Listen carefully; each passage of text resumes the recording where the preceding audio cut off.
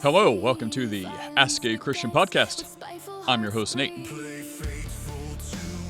Take 2 seconds. Please like, share, subscribe. It's not that big of ask. So, like, share, subscribe, and if you'd like to follow us on Discord or have an extended conversation, and there's some awesome things going on, like there's a survey. I like the music, but I can't concentrate. Okay, so there's some fun things going on in the Discord server right now. Someone posted the most massive theological survey. It's like, take this to find out what religion you are or should be or what it thinks you are. But you could do there's like a quick version. It's like a 30, 50, or like 100 questions. And it's very, very in-depth. So, it's taken me 2 days and I'm like on question 2. So, anyway, you can do that there. So check out askachristianpodcast.com. Find all the different ways to watch us: Rumble, BitChute, iTunes, Spotify, YouTube. Did I say Rumble? Wherever. Anyway, so check that out. Take 2 seconds. If you would, hit the subscribe button and leave some comments. Get some conversation going in the chat. Okay. Let's see.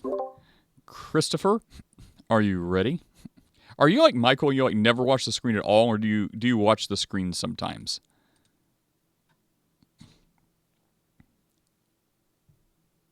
I'm usually watching the screen. I just are you watching the screen now? Tussling with these guys concrete because they blocked the entire road in my neighborhood, and they were surprised when I'm like, "Hey, you guys can't block the whole road. How long are you going to be here?" And they were like, "Several hours." And I'm like, no.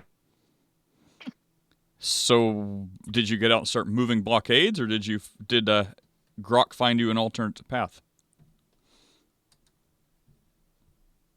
I went around and found an alternate path, but like these cats parked right in front of a freaking car, and there's no way that anybody can get out or in, for that matter, into the neighborhood. And I'm like, what the hell's wrong with you guys? You can't just do that. Like, they parked their truck right up against it. Like, if it's like 4 a.m. or whatever and you're pouring concrete, like, fine, whatever. But like, it's almost 9 a.m. and they're still blocking the road, and they've got 2 slabs to pour. When you said, it's just ridiculous.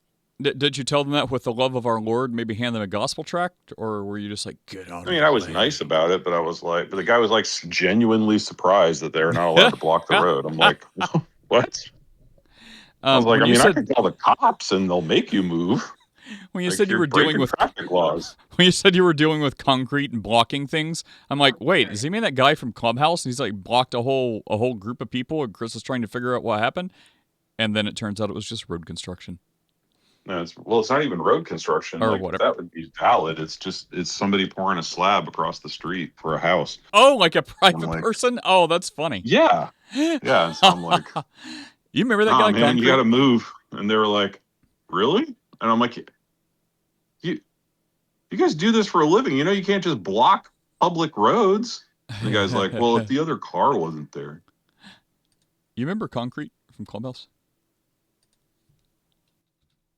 No, I was like, you can't just block public roads, man. And the guy's like, do you hear me? It was a genuine surprise to this cat. And I'm like, is this thing working? I'm like, am I taking crazy pills? I don't think he can hear me. Can you hear me? Oh, I can hear you now. Oh, I did you hear anything I said? I said, did you remember that guy Concrete from Clubhouse? Oh, yeah. You didn't hear any of that? I'm like, when you said concrete blocking, I'm like, that's what I thought you were talking about. Oh, yeah, no. I'm talking about a literal guy blocking a private road. I got that. I heard you. Oh, yeah, weird. My mother does that as well. I don't know if it's like a phone connection, but every time I'm on the phone with her, I like if she's talking, and I try to jump in, she acts like, or I think she's done. I'm like, oh yeah, so, and she'll just keep talking. I'm like, wait, are you just rolling over your precious baby boy, or is your phone doing something where you don't hear anyone talking? Or are you just hard of hearing? Okay, you know what, Chris? Wild. Okay, look, ladies, cover yours for a minute. I am like whatever the most you can be. I'm checking that box. Look, women shouldn't hold government office. They shouldn't hold top leadership roles in private office. They whatever else women currently do, I'm just going to say they shouldn't be able to. They should not be able to drive. Coming home I'm on this nice little road, very clear. Nothing, no debris, no bushes, nothing in the way. Some mom in a giant van of some sort. There's this very clear turn where you turn and then you wait until the one lane of traffic is clear. There's no shoulder, so it's very tight, but it's one lane. So you get in there and you get ready to turn left and get on the lane. But there's a nice little stopping place. It's low pressure. Just get in the middle of the road and wait for it to be clear of one lane of cars and then go. No one's in front of me. No one's behind me. It's just me.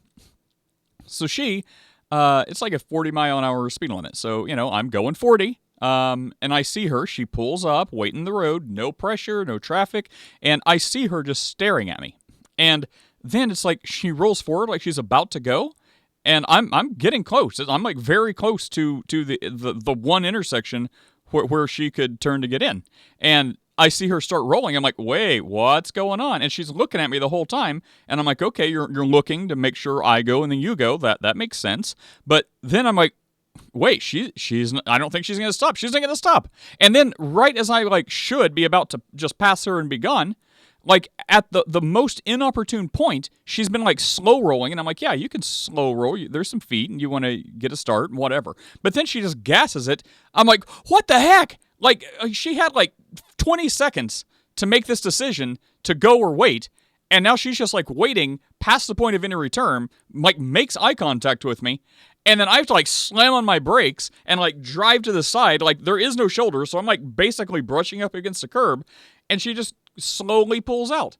I'm like, it wasn't even she quickly pulled out. It's you would slowly pull out if there was no traffic. But if you're going to gun it in front of someone, you would gas it to hurry and pull out in front of them. So it's she stared at me. I know she did. I saw her beady little eyes. And she just went. So I slammed on my horn. I didn't sin. And then she passes and starts driving slow. And it finally turns into a 2-lane. So I pass her and I look over at her. And she just kind of looks around and then hurries and turns right. I'm like, what the heck? That's an anecdote, Nate. I don't care. Women can't drive or be pastors. That was great. Well, yeah, be the boardroom. Would you say women should not drive just as much as they should not be pastors? Well, okay, so. By the way, if my wife's listening, you're great. You're great. I don't want to do all the driving in the family. So.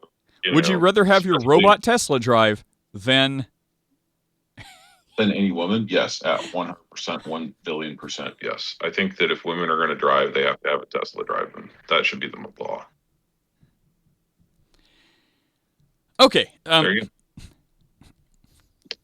Look, I wasn't going to say any of that because I actually have maybe the most disgusting story I may have ever talked about here. And it's not disgusting in the sense this person got shoved off a roof for being gay and they splatted and guts are everywhere, or this person got set on fire for looking at someone wrong, or this person got shoved on a New York train track and carved up by trains in 3 sections. Not necessarily disgusting like that. It's something different. So I'm going to talk about this. It's on your screen and you can tell me what I'm thinking, because it's a multi-level demonic disturbing. I think it's just the trifecta. So it's messed up. So I saw this. And this is just gross. So, okay. There's a little bit to this. This Spanish woman dies by legal euthanasia in a case that drew national spotlight. So, spotlight's off you for now, Canada. We're going for Spain. So, okay, the story is this Noelia Castillo woman, a Spanish woman who sought euthanasia and fought a protracted legal battle with her family over the right to do so, receiving life-ending medicine, poison, on Thursday in Barcelona.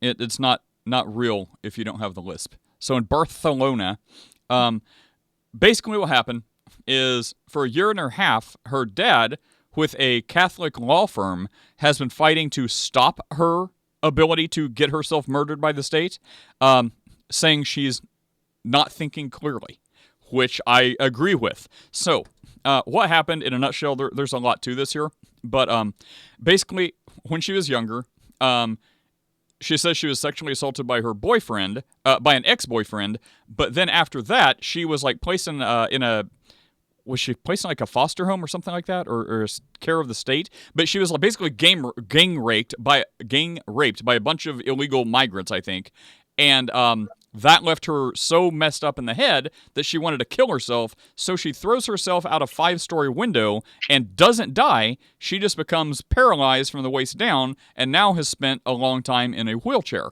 And because of that, so the first thing is the sexual assault. The second thing is the suicide is the best way out. And then the failed suicide that leaves her paralyzed in a wheelchair. And then the best solution everyone has is, well, that sucks to be you. Let's just kill you. And it seems like, I think the Catholic attorneys were making the case that people were kind of like coercing her into this. Like basically making her, like leading her to think this was the right answer. So death is the last option when you're very young. Da, da, da, da. So anyways, she tried to take her life twice, but one of them was the one that left her paralyzed. So sexually assaulted twice, 2 failed suicide attempts, 1 leaving her in a wheelchair, and then she's like, I want to die. State, kill me. And the dad and the Catholic people are the only ones that had any sense to try to at least stop it. So I guess that's where we are. So this first article talks more about the Catholic intervention of the law firm that basically has got denied. So they were challenging this among European countries that are allowing those experiencing unbearable suffering to access assisted dying, according to Dignity in Dying, a UK-based rights group. But then this one, like, look at that. I'm not even sharing my screen. There you go. For everyone else, you can see the picture. So, warning: this story contains references to sexual assault and suicide. Yeah. So this is where she details the story, and then for a year and a half, the dad is like, will you just not die? And apparently not. And then there was some reports, I don't know if they're verified or not, but she was having second thoughts like the day of, and then they're like, nah, you're dying. So I don't know if that part's verified, but I've seen some reporting on that. It's like just getting some traction. But anyways, Chris, the reason this is so disgusting is it just exemplifies. Like, it puts on a pedestal for all to see. It's like the trifecta of demonic, ungodly forces in our world. It's like you're sexually assaulted twice, one by a bunch of dudes. That's bad. That's evil. That's ungodly. Then, instead of some sort of counseling or Jesus, you're like, nah, I'm not going to turn to church. That's crazy talk. I'm going to jump out a window. So 2 failed suicide attempts, 1 ending in a wheelchair. And then the third one, oh, we're going to be caring and compassionate. We're not going to do anything about those guys that raped you, but, you know, we can kill you because we're so loving. It's like, this is the most, like without God, this is the most brain-dead way that compassion gets turned up on its head and pile-drived into a concrete boulder. So, am I off base, or does that just, I mean, it's just like one... No, this is a super, super sad story. This is one perfect nightmare into another. It is disgusting. Go ahead. Yeah, no, it's just it's awful. It's absolutely awful, and you know, the fact that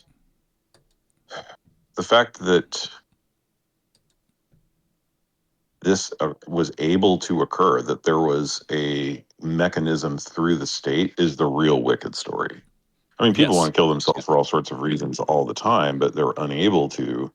In a lot of cases, especially this lady's case, because no caregiver is going to allow her to kill herself. But then people who are pretending to be caregivers murder her. And that is, yeah, it's an incredibly sad story. It's like the demonic wolf in sheep's clothing. It's like, we're here to take care of you. Die. Yeah. So, as an alternative to suicide, anyone want to tell this chick about Jesus? I mean, she's in Spain. Like, they had a Catholic lawyer. I mean, it sounds like her parents were not anti-religious. They're probably Catholic themselves. So, we don't need your God. Like, at the expense of death being the other option. Like, can you entertain it before suicide? Just a little bit? We don't need that. We're caregiving. Die. Yeah, it's gross.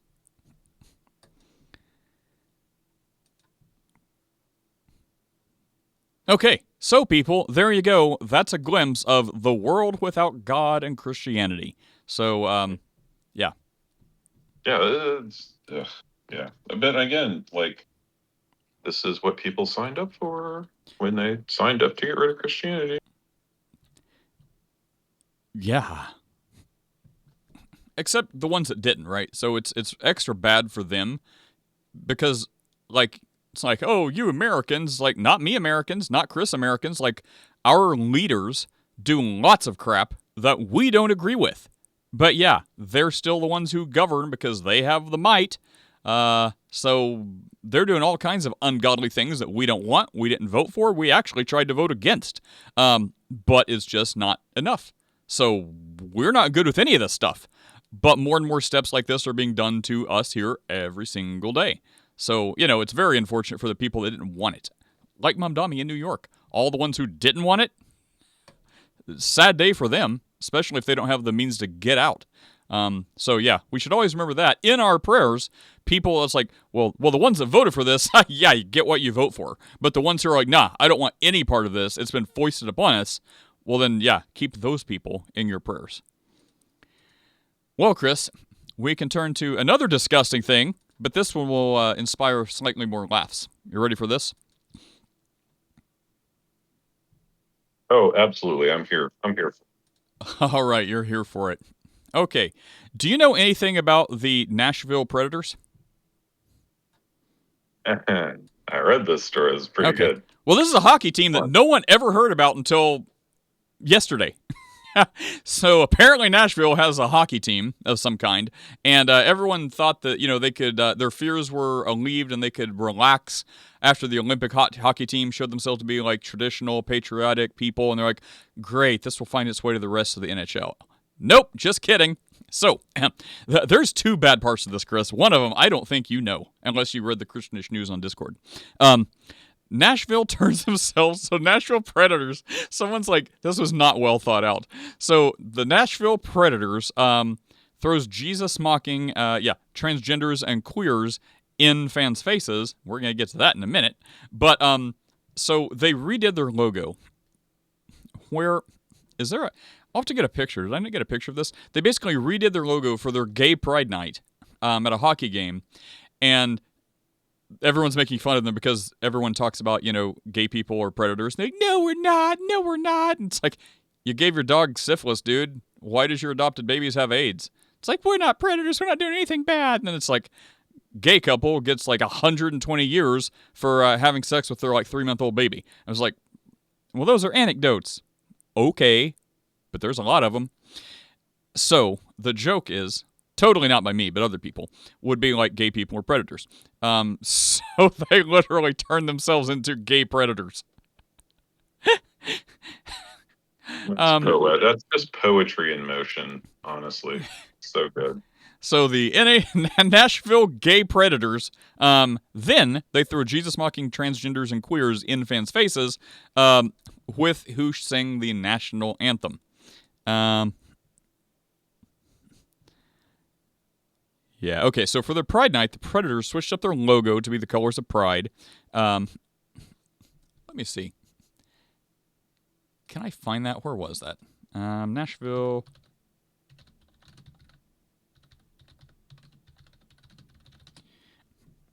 Let's give the people something to see. Nashville Predators Pride Night. Here we go. There you go. Nashville Predators Pride. Is that a saber-toothed tiger? Is that what that's supposed to be? It looks like it, yeah. I'm a saber-toothed tiger for Pride Night. Grr. I'm a gay saber-toothed tiger. Rawr. Ugh. Okay, so back to the story. So, it wasn't enough that they did this, but then, but it gets worse. The national anthem was sung by a queer country band who openly mocks Jesus with the band stage featuring a transgender. We'll watch a video in a minute. I'll let you try to figure out which one is trans. I think we're being played. I think there's more than one trans, but there's one definitely. I'll let you figure out if it's not which one is trans, it's are there more than one trans? That's going to be the game. So yes, ladies and gentlemen, This is real life. So from Daily Caller, tonight's Nashville NHL team will be the Gay Predators. The band stage will feature a tranny, and the national anthem will be sung by Jesus Mocking Queer Country Band. And it is called the Cowgays. So the Cowgays, Chris. Wow. So I could not for the life of me, because I don't use X. Wait, does this go to X? Oh, this doesn't go to X. It's not going anywhere. I could not find the national anthem version, but I found something better. Yeah, it must be going to X. Oh. Okay, so I found something better. I found some of their biggest hits. So as I understand it, it's a new trio, the Cowgays, embraces the queerness of 90s country music sensibilities. So it says they all had their solo careers, and then they came together in this unholy trifecta. So, Chris, do you see that screen just at first glance? Yeah. Oh, yeah. The gay country music. Gay 90s country music? What? Like, it just doesn't make any sense to me.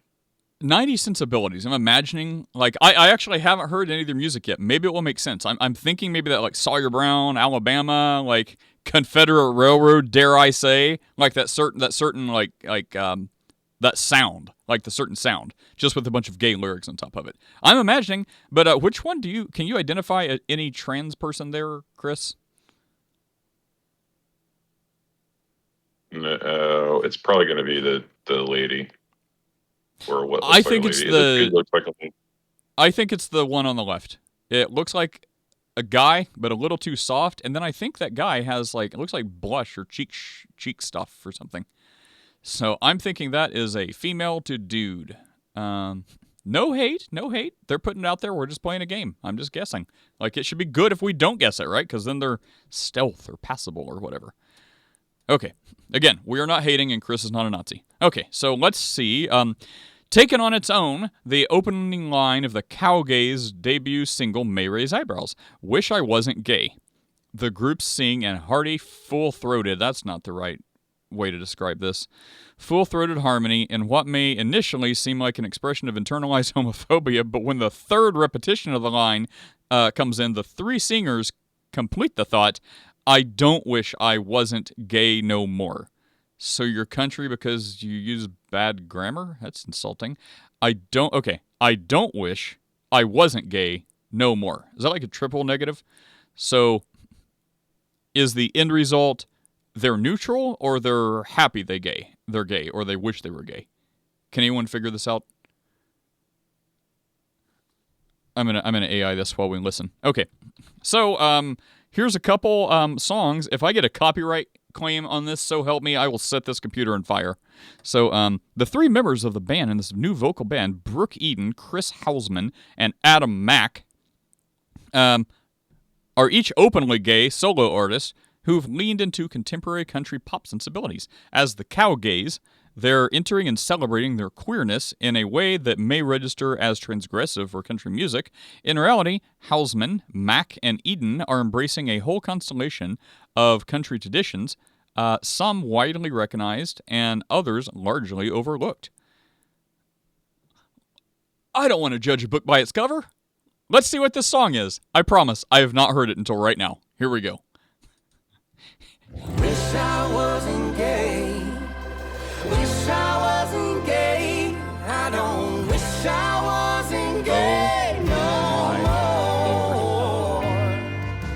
Clap your hands for Jesus. Hallelujah. Praise the Lord. Oh, wonderful. Wonderful. I don't Yeah! wish I wasn't gay no more.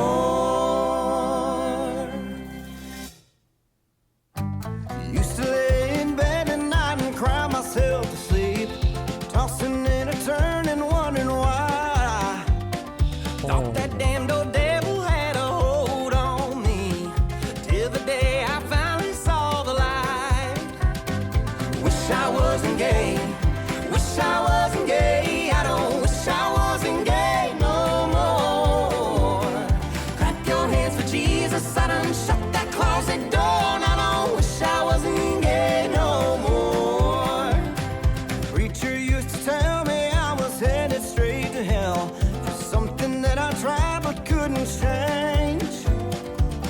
to walk through fire till I found myself. Holy revelation, I've been saved. Wish I wasn't gay. Wish I wasn't gay. I don't wish I wasn't gay. No. I don't want to stop this for educational purposes, but I kind of want to stop it so like the devil doesn't get in my computer. I don't wish I wasn't gay no more.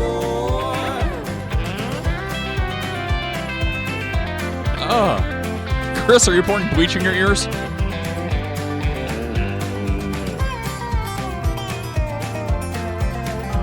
think This may be the worst thing I've ever seen. I think we've maybe got the gist. Thought that I was lost with no end inside, till I found my chosen family tree. Your family tree can't reproduce. So cheers to the queers like you and me. Yeah. Wish I wasn't gay. Wish I wasn't gay. I don't wish I wasn't gay no more. Clap your hands for Jesus. Hallelujah. Praise the Lord. I don't wish I wasn't gay no more. Wish I wasn't gay. Wish I wasn't gay. I don't wish I wasn't gay no more. Clap your hands for Jesus. Hallelujah. Praise the Lord. I don't wish I wasn't gay no more. Wish I wasn't gay. Wish I wasn't gay. I don't wish I wasn't gay no more. Please, Ann. Please, Your hands for Jesus. done. Hallelujah. Praise the Lord. I don't wish I wasn't gay no more. Lou, have we got you liking country music from this? Okay, quick question. How many of them are on AIDS medication? Just curious. Like it seems like I've seen one of them from one of those commercials that I see like all the time when we're trying to watch like, you know, regular wholesome family TV shows, and then it interrupts and it's like, are you pause? Are you pause plus plus? Do you want to be undercover? Do you not want to take blah blah blah medications? Like take this once a month pill to keep you from maybe keep you from sharing AIDS with your partners. You know those commercials? If you watch TV, like I don't a whole lot, but whenever I do, it's like on like every channel. One of these guys, or whatever they are, look like the actors in those commercials. Like, I don't want to be mean, but okay. Chris, thoughts? That is the gayest thing I've ever showed on this podcast. Yeah, that was an abomination. Is that a strong enough word? Yeah. That's a good, tried but true. That's messed up, man. I mean, yeah. It's just terrible. Yeah, like, first of all, is that 90s country? Because I don't even know. Yes, unfortunately. Well, I mean, depending. I mean, it's not all 90s country, but I was a fan. I grew up with 90s country. It was exactly as I surmised. I mean, that had some like throwback Alabama vibes to it, like just the way it. The way it sounded was made me think of Alabama, and now I can never think of them the same way again.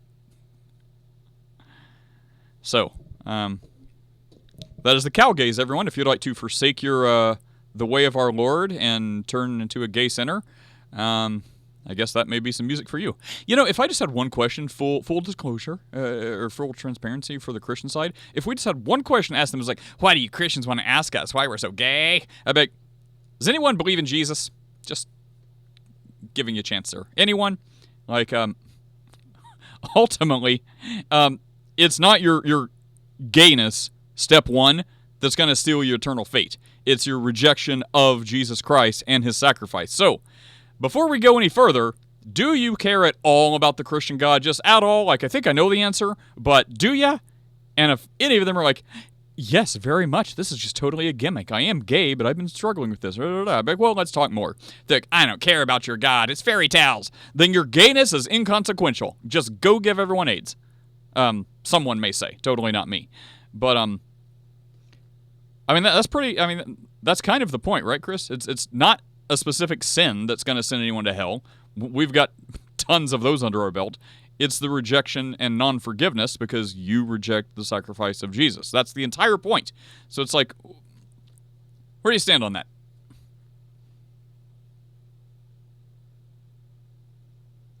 Stop replaying the song and answer the question.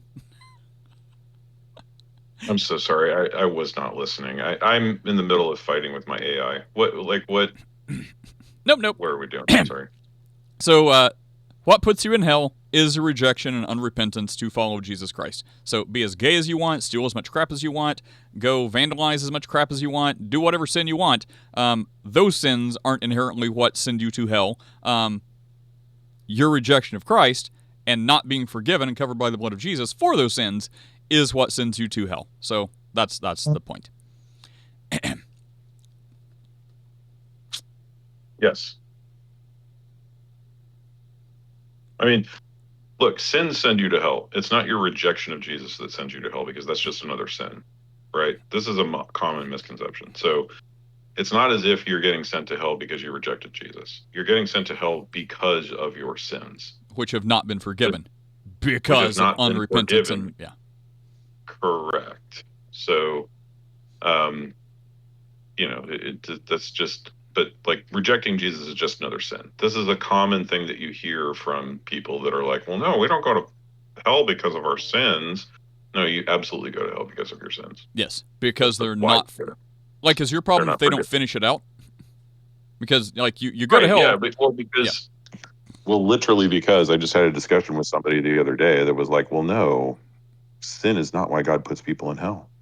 That's the entire reason why. It's unforgiven sin. Well, that's I know. The entire reason. But listen, these guys are Arminians, and so what they figured out was, well, if we say that God puts people into hell for sin, then Reformed theology has to be true. So that's what they figured that out. Well, yeah, how because do they get that? So if has to do with limited atonement. So and limited atonement, like you asked the other day, this is the one thing that everybody wants to hate on Reformed theology. That's baffling. I do not understand that. Yeah, Jesus died for the elect. And so they realized, like, well, wait a minute, with Colossians 2:14, if your sin is paid as a certificate of debt at the cross, and everybody's sin is paid for, if we have universal, atonement, then God is throwing people into hell for no reason. And so then they create the reason that, well, the reason people go to hell is because they reject the sacrifice of Christ. But when you say, but rejecting the sacrifice of Christ is just another sin, it collapses their entire argument. And so the main argument from non-Calvinists for universal atonement collapses if you say that people go to hell for sin. And so you have to deny that people go to hell for sin, or you have to affirm Reformed theology and limited atonement, because that's the only thing that you got. That's why that phrase has been out there in evangelicalism for so long, because it's a denial of limited atonement.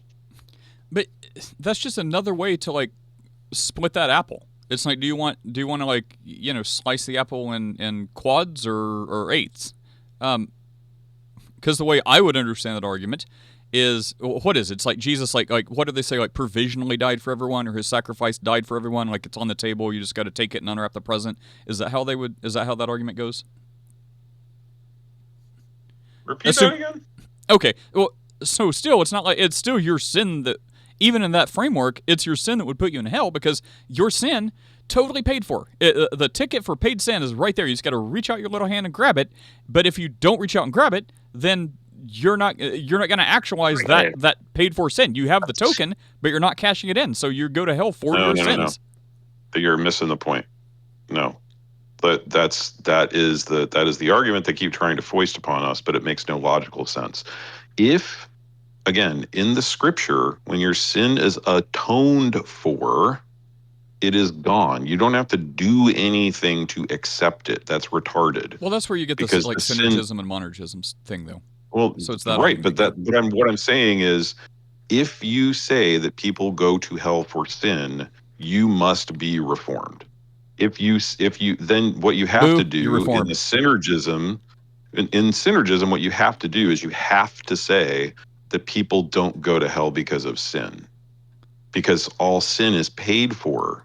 So if if you're being consistent as a synergist or a provisionist or as a, whatever anti-Calvinist stripe that you are, and you say that people go to hell for sin, well, you're just reformed at that point. Well, yeah. Because So you have to accept limited atonement. And if you say you have to accept the atonement, that is not the way the scripture reads. The scripture reads that once your sin is atoned for, it is gone. It is expunged. It's something called expiation in the Old Testament. It is, and so the problem for our synergist / Arminian friends is that their doctrine makes no sense if they insist that people go to hell for sin.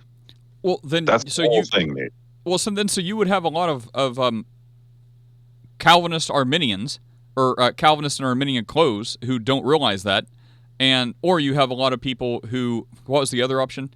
Are inconsistent. So you would either have to say, well, all the Arminians out there, or most of them, would be unknowingly Calvinist in that belief, or they would be inconsistent, which you'd probably be fine saying. Because I haven't done a poll, but I'd like to now. Just start calling non-reformed Protestant evangelical Christians and be like, hey guys, what sends you to hell? Rejecting Jesus, or is it ultimately your sin? I have to believe most of the people I call would be like, sin.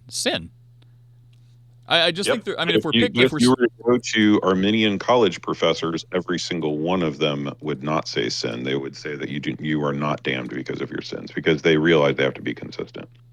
And the problem is that what they're saying is utterly and completely unbiblical.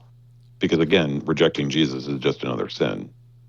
And so it makes no logical sense. So that's the problem with Arminianism against limited atonement, is that it makes absolutely no logical sense, and there's no way to fix it. Well, what about... And that's the problem. Well, at least to tie up that in, if they say, like, if full stop, like, the ultimate final point is you go to hell for rejecting Jesus, well yeah, I agree. That's just one more sin. But they're like, well, I would be fine. Like what I said, like you go to hell for, just one more sin, being gay or whatever, and unrepentant. But you go to hell for rejecting Jesus because if you reject Jesus, yeah, that's one more sin. But that means by your rejection of Jesus, you don't get forgiven. That's the whole point. So if they're like, no. It's not specifically you rejecting Jesus that puts you in hell. It's because you reject Jesus, you don't receive forgiveness for your sin. You're unrepentant. That's why you go to hell. So, I mean, unless they say, no, it's only you rejecting Jesus. That's the only reason. I'd be like, well, that's wrong. It's because you reject Jesus that you don't receive his forgiveness, and that's why you go to hell. Because you're being inconsistent there with that statement. It's not that you're not accepting his forgiveness, therefore that's the problem, is that you're just saying you're saying two things at the same time. You're trying to protect non-limited atonement while protecting limited atonement. Well, I'm really not. Like contradicting yourself in the same sentence. I think I'm arriving at the same place you did. So let's find where we're not arriving at the same place, because I'm pretty sure I'm saying what you're saying. Let's walk through this. Like at what point are we not saying the same thing? How do we do this? Do you have a test? I guess I don't know. I mean, we'll just how many points are there? Yeah. Okay. So yours may be easier. So I see what you're asking. Okay, so you're asking me to give you the points so that you can agree or disagree. Is that what you want to do? Yes. Okay. So the first point is that all have sinned and fallen short of the glory of God. You agree? Yes. Yes. Okay. The second point is Colossians 2:14 declares that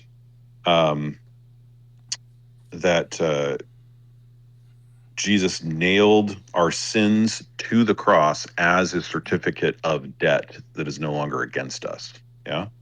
So yes. you would say, yes, our sins in this case, all believers' sins are nailed to the cross. Yeah. Yeah. Okay. Therefore, the people whom are not believers did not have their sins nailed to the cross as a certificate of debt. Correct. Okay. Therefore, Christ died only for those people whom are believers. Yes. Okay, you're a Calvinist. You believe in limited atonement. Everybody so is every other Arminian I know. Because they would answer No, that they way. would all set their hair on fire and say, no, Christ died for the whole world. What about Mark? Mark would say yes. No, he wouldn't. Mark would totally deny what I just said. I would love to bring him in here. He would completely deny what I just said. Huh. Lou, what are you saying no to? That all Arminians would say yes?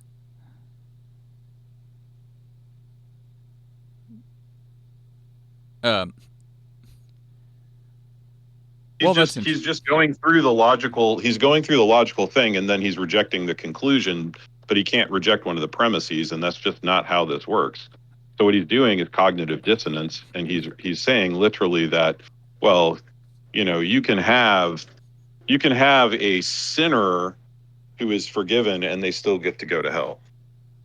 Well, I think he added an extra yes at some point, and then he added a no after we were done. So I'm confused at which point. Oh, okay. I'm confused at which point they were for, because there's one more yes, and then the no came at the end. I think he's saying no to what I said, like Arminians would say yes, or whatever. Last, I don't know. He's clarifying. There we go. Last N. Oh, well, it's going to take him a second. He's got a second. He works in a loud place. It's not his fault. He works in a loud place. It's not your fault, Lou. It's not your fault. We're here for you. Don't get down and out. We've got some country music to cheer you up if you want. Hey, Yvette. How are you doing? Good morning. Morning. See, this is why I can't argue with a Calvinist, because what do you do with verses like, I laid down my life for my sheep? So, right there. He lays down his life for the sheep, not for everybody. Yeah, exactly. Yeah, you can't. I guess that I'm indifferent about not the conclusion, but the under layers of it. Like, I believe that God gives the opportunity for all. But eventually, I believe that God only lays down for the sheep. Those who believe in Him. That's where I agree with Calvinists. And you have to believe, like Chris said, that some are going to hell, just like the Calvinists do. So a lot of people are like Calvinists and they don't even know it. That's something I've actually understood when he said that. So that's pretty interesting. That is true. Well, we all, I mean, keep in mind, I'm also not pushing back that hard, because it doesn't matter, and I think the Reformed people have a better technical footing to land on. So I mean, if there's like some other person that cared to fight for 3 days over this, they would absolutely push back. But again, I mean, I think the Reformed people have technically a better footing. If it's as I surmise, and they're not lying to me, and it goes all the way back to basically it boils down to who existed first. If that's really the basis of it, and that's the Genesis point, well, I mean, you don't get better than the first. So I mean, on a technicality, I think they have a firmer footing for this stuff. Chris, are you lying to me, or is that really where you can trace it back to? So where what you can trace what back to? Basically, it's the lowest common denominator. Calvinism is right, because basically, free will, destination, all this other stuff is because God existed first. And because of God existing first and having to create stuff for it to exist, that's why He did this before the foundation of the world, so you would echo in my ears right now. But I mean, if that's it, and every time I ask you, you're like, that's fair. Well, if by that's fair means that's true, that's where you can take it to at its beginning, well, then you can't beat that, because it's like you can't go before God existing. If that's why you and every other Calvinist believe the things you do.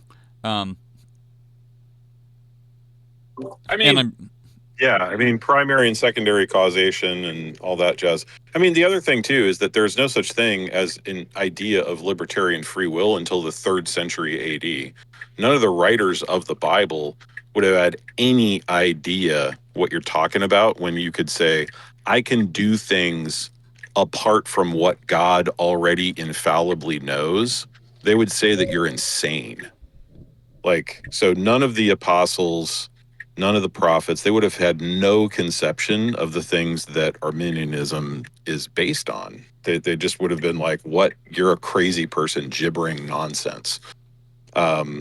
Because again, libertarian free will, what Arminianism is based on, didn't even come about until the 3rd century AD, the concepts of it, not just the name, but even the concept of it didn't even come around. And so the idea that there is an argument that there can be both Calvinism or Arminianism is simply false. The ideas of Arminianism are pagan ideas that were put into the Christian faith by the papists.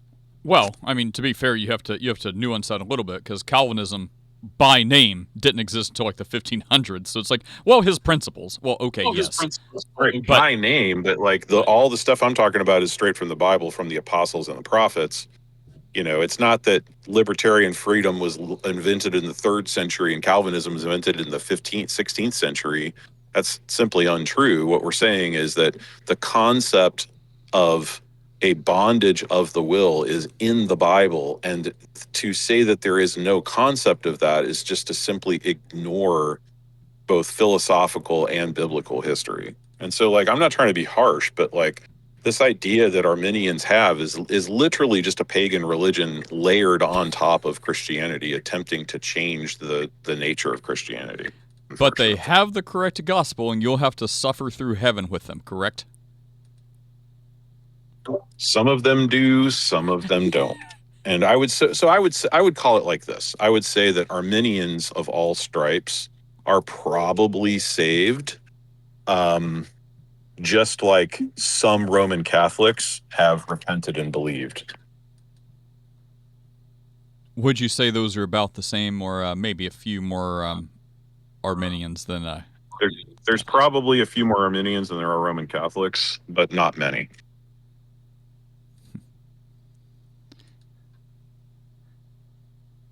So, Yvette, are you worried as to whether or not Chris pronounces you as one of the elect? I think Chris Raw understands that even if I'm not under his doctrine, I'm still one of the elect. What do you think? Right, Chris? He will not set you on fire. You have done well. Right, Chris?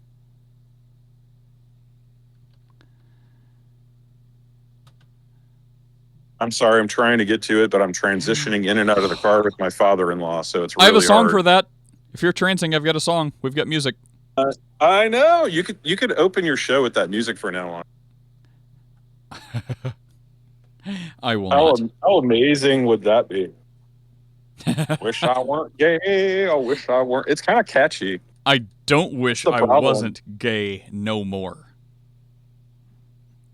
I didn't even get the lyrics. Was it like the church was trying to do, like, tell them like bad evil stuff, like, you know, they're not gay and being gay's bad, and then they're like, I can't quit you, that type thing, and now they're like, well, now I'm okay with being gay.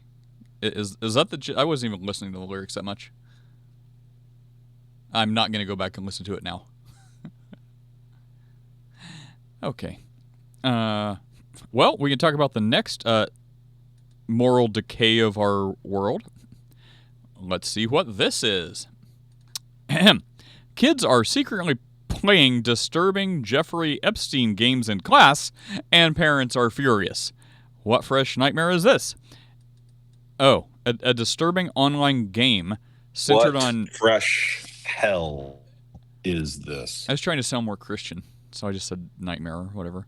A disturbing online game centered on Jeffrey Epstein's crimes is spreading rapidly through American middle school and high school classrooms, alarming parents and educators from coast to coast. The game is called, Five Nights at Epstein's.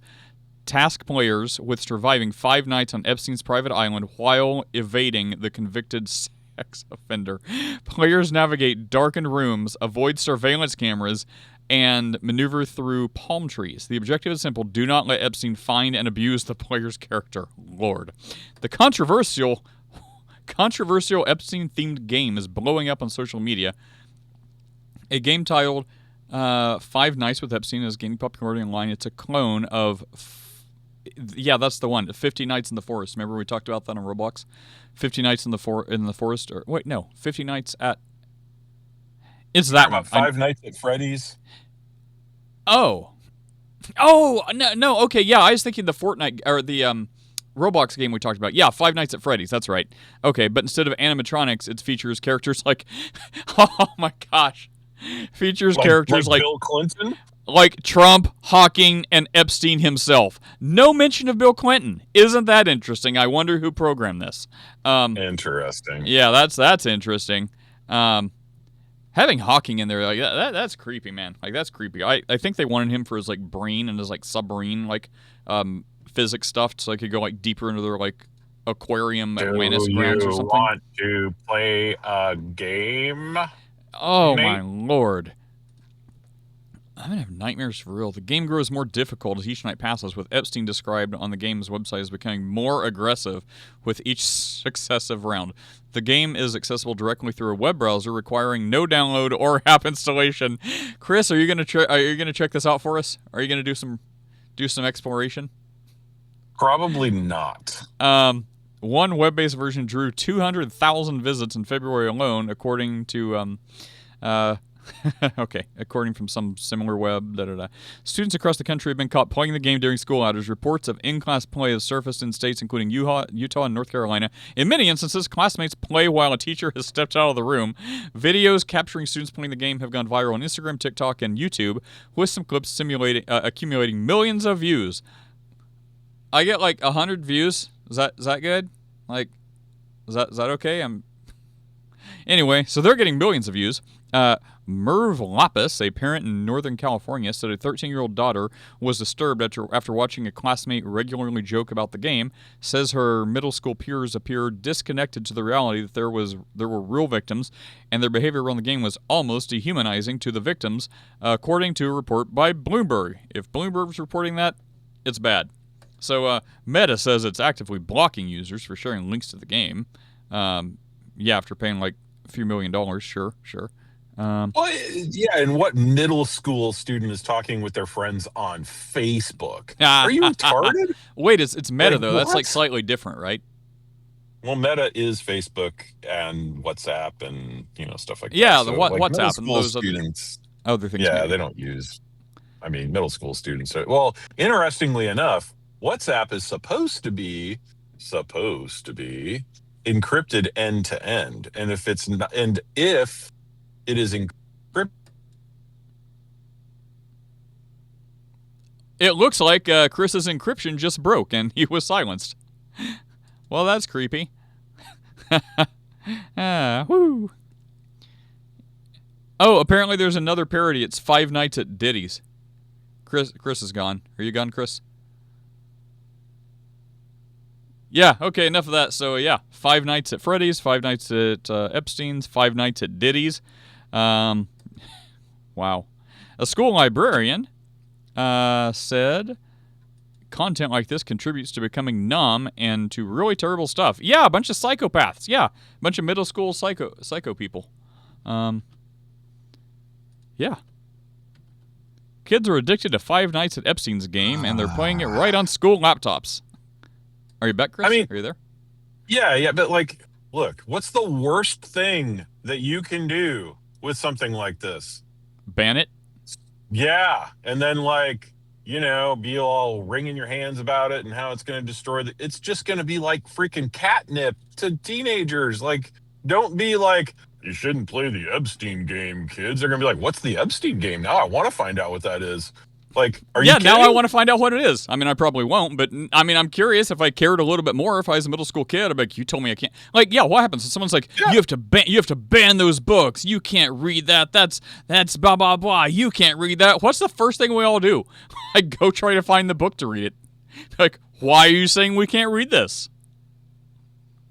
Yeah, that's 100% true. And that's, so it's like, look, I'm not saying that we should have freaking, the terrible crap that they want to put into middle school libraries. But at the same time, like, you're not going to be able to ban a web-based video game because it's just going to change URLs like every 10 seconds. And so, like, I don't understand why they're talking about banning it. Like, technically, that's not even possible because all it's gonna do is just keep switching the URL. You just put it on a dynamic URL, and then everybody just shares the new URL. It's so dumb. Well, I don't think we didn't read anything about people trying to ban it, right? Like all we read was Meta is blocking users, like banning users. So like if they find on their super encrypted thing, which is like Signal, right? Because like, Signal's end-to-end encrypted, except we're reading everyone on the government who's ever posted anything, because it's so encrypted.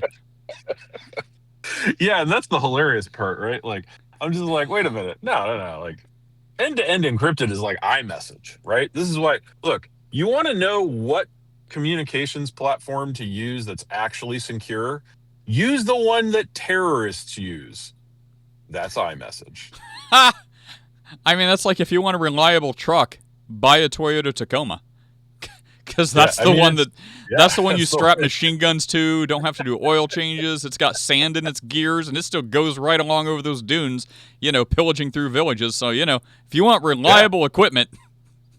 Yeah, same thing. If you want a real end-to-end encrypted messaging platform, use the one that only terrorists use, and that is iMessage. Those blue bubbles, baby. Those blue bubbles are your salvation from tech companies. And if anyone gives you a pager, just say no thank you. Yeah, no, don't take pagers. Well, Christ, Sean, Steve, Lou, Yvette, you guys have anything else you'd like to say about anything? Oh, I had my sea bass last night. It was so good. It's the best fish in the world. I had 2 fillets, so that was 42 grams of protein. And I lost like 3 pounds last night. Like, I was like 206 when I went to bed. I woke up at like barely over 201. I'm like, what? Wait. That's something's not 5 right there. pounds, bro. Well, I normally, you normally lose a couple pounds anyway overnight. So in addition to like the normal couple pounds, which is weird because how do you lose like pounds while you sleep? Like, well, you sweat while you sleep, not 2 pounds worth. I don't understand it. You know what I mean, right?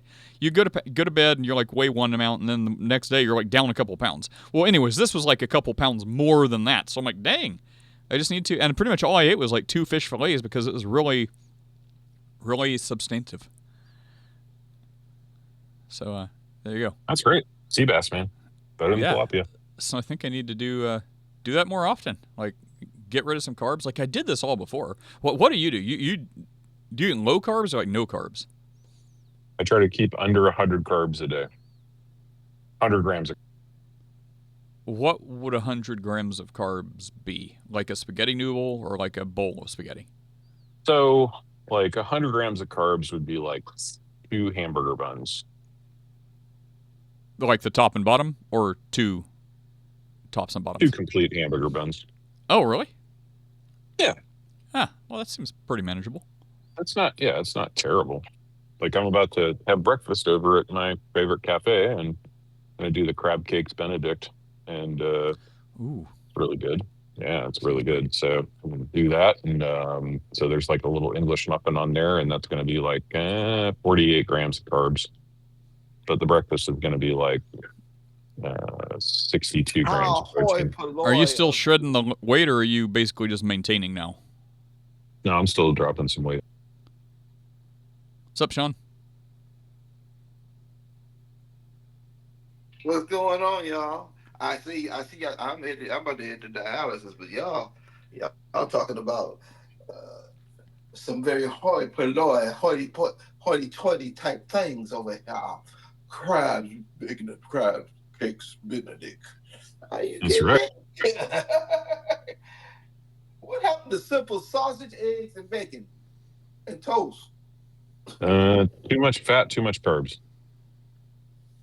You know what? Sooner or later, they gonna tell you can't eat crab cakes, Benedict. Yeah, probably. Tell you what, you have more stuff you can't eat than liver. Excuse the background. Oh, hey, good news, Chris.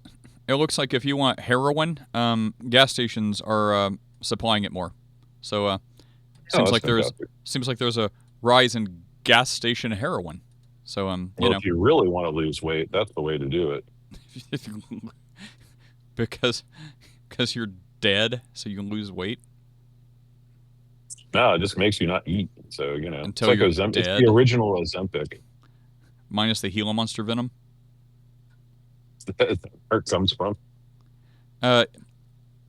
I'm not saying this officially, but some may say, that's the thing. You could be really bold if you have like so much money that you don't need to care what you have to say, or if you have so little money, it's like, what are you gonna sue me for? Like $50 in my checking account? Sure, but yeah. So it's not actual Gila monster venom. It's like the thing based on Gila monster venom. So they take Gila monster venom, I think, and then they do like a synthetic version of that. Which is like and it depends on which one you're talking about, which shot or whatever. But it basically is like a slow poisoning of you because it's trying to kill you, but in the synthesized synthetic way it's done, it makes you lose a lot of weight. They're like, we need to kill you just enough to curtail appetite, but not enough to kill you. And that's where things like detached retinas come in and all kinds of other creepy stuff because it's trying to kill you. Some may say. It doesn't kill you, makes you stronger. Or thinner until the next horrible side effect is realized. Like this is why I don't do the Ozempic. I think it's really bad for you. Well, I'm sure it's really bad. Well, I know a guy down the road. It's like a good friend, and their dad did. It was one of them. I don't remember which one, but one of them. And he was in the hospital, and he's still battling with a detached retina. Like, this has been months now. He's like, I'm losing weight. My retina's detached. I'm blind. So for months, he's been like going back and forth to hospitals trying to like fix his eye. I'm like, yeah. No, thank you. That's fantastic. Yeah. One of the side effects of losing weight without discipline is you lose your eyesight. Oh, thanks.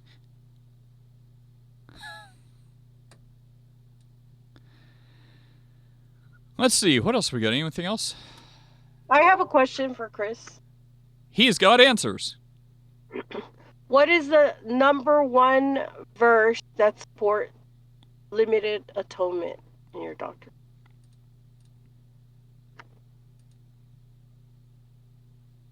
Yeah, Chris. I guess sorry, you're just not ordering enough. I was ordering my breakfast. Can you repeat that, Yvette? I'm so sorry. It's okay. What is the number one verse, like the top verse, that supports your limited atonement doctrine? Colossians 2:14.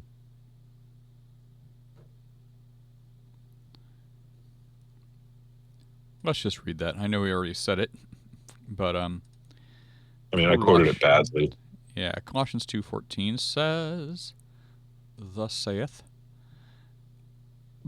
Okay, there's a little more. We'll start at 13. And you, who were dead to sin in your trespasses and the uncircumcision of your flesh, God made alive together with him, having forgiven all our trespasses, by canceling the record of debt that stood against us with its legal demands. This he set aside, nailing it to the cross. He disarmed the rulers and authorities and put them in open shame by triumphing over them in him. So canceling your record of debt. And how do you know he didn't die for an unbeliever? Well, they'll be in hell because they never believe. How do you know an unbeliever is elect? If this side of eternity they ever repent and believe, then he died for them because they repent and believe. And if they never do, he never did. Huh? Welcome to limited atonement. Man, you got the T, you got the L. The L is the hardest one. I believed in this forever. You might as well just give up. I told you, Chris. I've upped my price now. I think Yvette's selling her theology cheap. I recommended $9.99 a month. For $1.99 a month, I'll just wear the Calvinist pin. I mean, that's $199 a month. Oh, I was gonna say it's $1.99. No. I mean, it's good enough because it's like no one's selling their soul because I mean it's so close to what I actually believe on a lot of things. Yeah. So Yvette, go ahead and run that verse through all of your. Oh, sorry. I'm just messing with you. Close but no cigar. Listen, I've listened, and that's why I listen before I speak, before I make my judgments on anything. Because I try my best not to lean to my own understanding, because I'd have to repent for that. But I'm hearing that we need to know what we know and to make a good, wise decision. Well, I do understand that. I just know what Romans 10:9 says. If you confess with your mouth the Lord Jesus and believe in your heart that God raised him from the dead, you shall be saved. For with the heart one believes unto righteousness, and with the mouth confession is made unto salvation. That is very clear. I don't need a bunch of why and what that means and all this and all that. I don't need a collegiate breakdown. All I need is to telling me that if I believe that Jesus Christ died for my sins,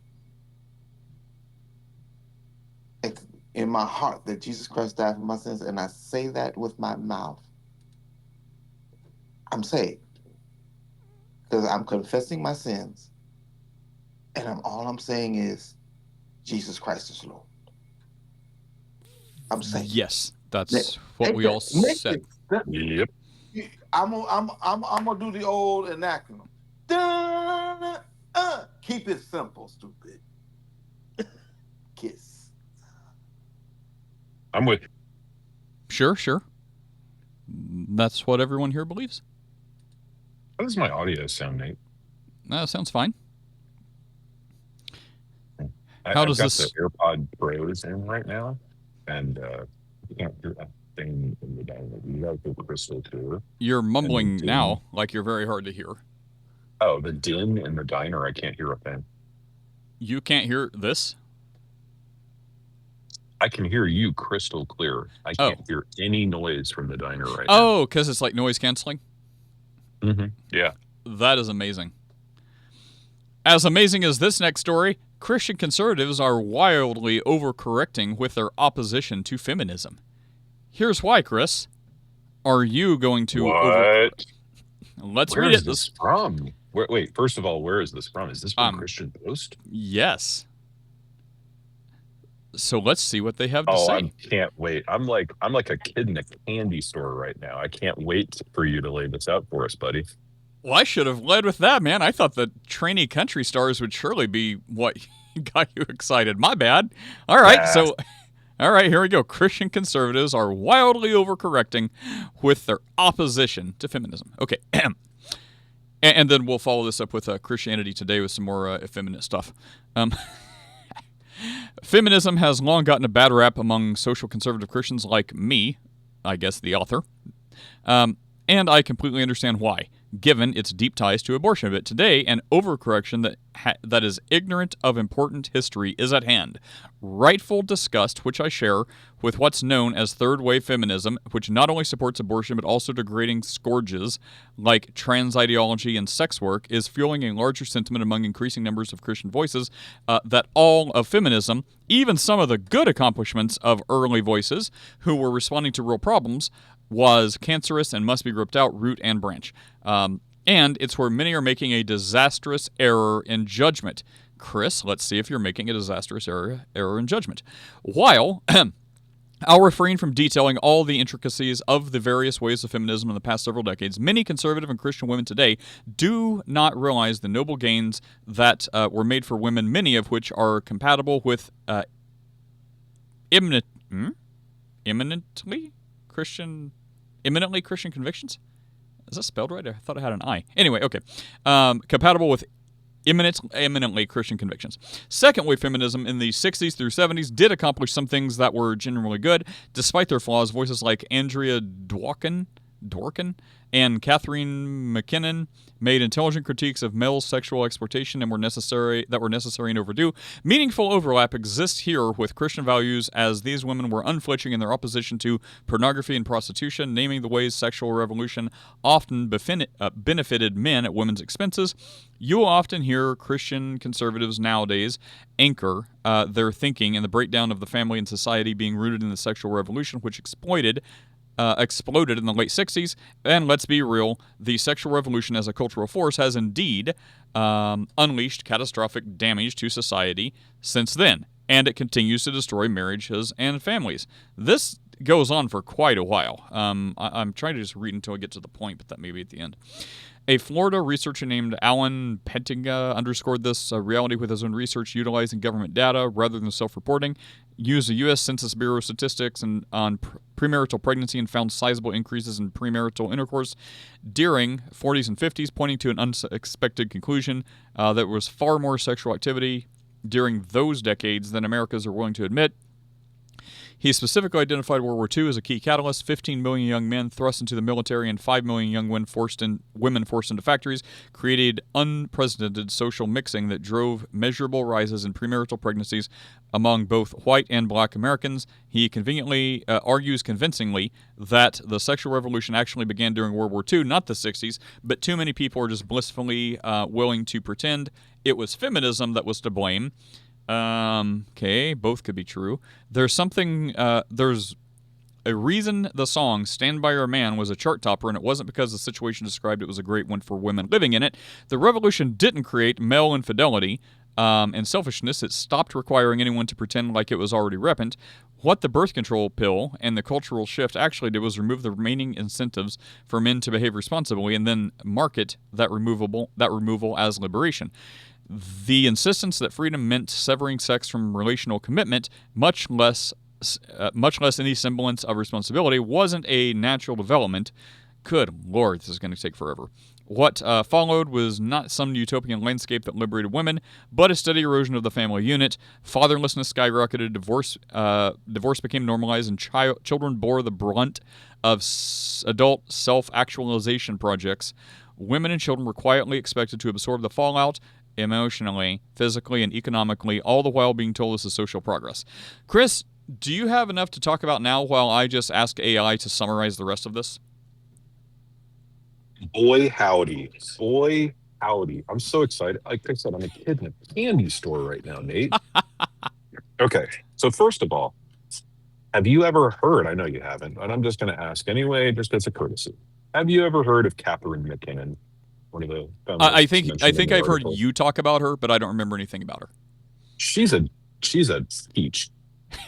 She is, because you remember, I used to read second and third wave feminist screeds for fun because they're so hilarious. One of Catherine McKinnon's most famous statements is that women lack the agency to make any sexual decisions for themselves, and that by nature, all sex is rape. That's one of her contributions to second wave feminism. Isn't it great, Nate? Isn't second wave feminism so progressive and excellent and solves so many problems for women? And what was the reason? All sex is rape because why? Because the patriarchy has made it so that no woman can have agency. Oh, so like the workplace environment, like the power, like, a senior person can't have sex with a lower level person because of the power dynamic, except they've included this to planet Earth? Yeah, pretty much. So like marriage, okay, sure, any nice, relationship, like women in any relationship, because of the power of the patriarchy, lack agency to the point where none of them can consent to anything. So then they can't be, that's kind of like a counter case for her point. Like, if women are so delicate and fragile and they can't consent to anything and they can't apparently beat the patriarchy, then they're basically advocating for traditional roles, like, without saying it. They can't be a girl boss. They can't do all this stuff because if they can't do anything, they're basically she's saying curled up, crying on the floor. And they need some traditional godly man to go scoop them up and be like, now they're there, here's your role. And so, I mean, no matter what, it sounds like the world can't exist in her paradigm because women can't do anything. Have I got that right? I know she'd never agree to that, but that's sure how it sounds. Yeah, no one ever said Catherine McKinnon was smart. Dr. McKinnon is hilarious. Oh, she's a doctor? That's cute. Oh, yeah. Oh, of course she is. But she can't be. The patriarchy. Her education's a lie. Should we tell her that? Okay, so here's the synopsis. I don't know if she's still alive. That'd be an interesting question. Maybe ask your robot that. Ask the robot when you're asking about the rest of this article. Is Catherine McKinnon still alive? Because I have no idea. Let's see. Catherine McKinnon.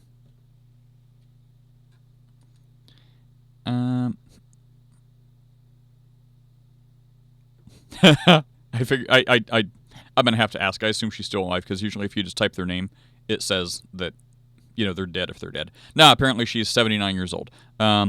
Here's the top questions asked: is Catherine McKinnon a Marxist? She empathizes. Oh, that's cute. Suicidal empathy. Some facets of Marxism while erasing or downplaying others. What type of feminist is Catherine McKinnon? Radical feminist. Unmodified or feminism full stop. What is the McKinnon theory? Emphasizes the ways in which gender is a construct through male domination, sexual exploitation, and the profound structuring effect of male power on women's lives. Who is Catherine McKinnon?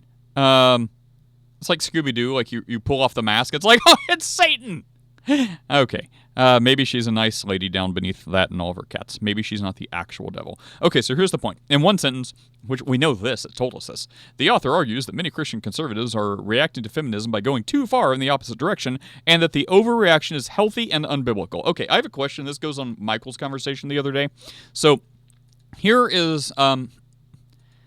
Okay, so here's some of the key ideas. Feminism did have real problems, but also causes... so it responds to abuse, inequality, mistreatment of women. Okay, great. So some of the controversies... Some of the conservatives are overcorrecting. So this is apparently... You guys can read the rest of this for yourself if you want. This seems to be what the author is saying is too far, which I think sounds pretty good. I haven't read them all. Okay, so it says... Well, okay, it's ambiguous, but it says, in reacting to feminism, some Christians are pushing extreme traditional roles. So, I mean, how extreme? Like, I know we joke about chaining a woman to the kitchen, but I mean, I don't think anyone mainstream actually did that. I think it's just a joke. I mean, I'm sure you can find a couple people, but I don't think that was norm. So, like, pushing extreme traditional roles, like... I love you, honey, and I would love for you to, stay home and have a family and take care of this, and I'll go work in the salt mines and bring you home a dead buck on my way home from work. I'll go shoot in the field. Like, is that extreme traditional roles? Because that sounds fine. Elevating male authority too far. Well, how far? Like, biblical far? What does that mean? Like this gets into, I think, let's just use Joel Webben for too far, because that seems to be where you and Michael agree would be too far. So we'll just use him for the poster boy, because I wanted to talk about that the other day. And then minimizing women's value or voice. What does that mean? Like, shouldn't vote, shouldn't have a job, shouldn't have a certain job, shouldn't be a leader of a country with nukes? Like, what does eliminating women's voice mean? Like, put them in a beekeeper suit and say be silent unless spoken to? I don't know. But Chris, if you're listening with your crystal clear AirPods, I'm listening, buddy. This reminds me of when Michael you really was got my attention this morning.